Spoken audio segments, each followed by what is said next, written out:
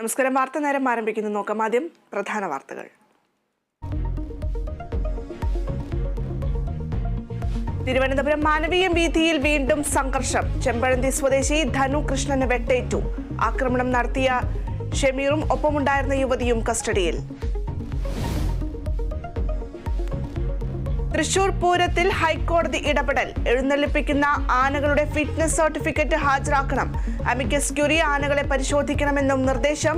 തെച്ചിക്കോട്ടുകാവ് രാമചന്ദ്രന്റെ കാര്യത്തിൽ തീരുമാനം 17-ന്. തൃശൂർ പൂരത്തിന് ഇന്ന് കൊടിയേറ്റം.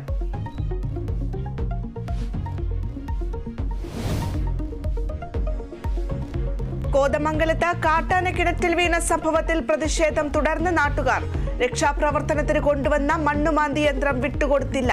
കിണർ ശരിയാക്കി നൽകണമെന്ന ആവശ്യം. വനംവകുപ്പ് പറ്റിച്ചെന്നും ആരോപണം.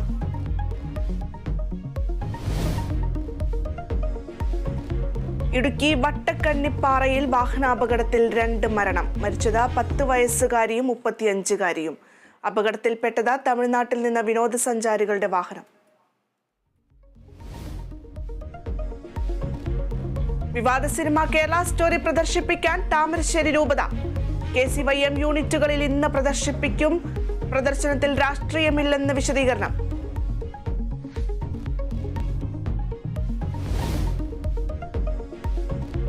$35 കോടി സമാഹരിച്ചതോടെ അബ്ദുൾ റഹീമിന്റെ മോചനം കാത്ത് നാട്. പണം എത്രയും വേഗം കൈമാറാൻ ശ്രമം. ഇന്ത്യൻ എംബസി വഴി സൗദിയിലെത്തിക്കും.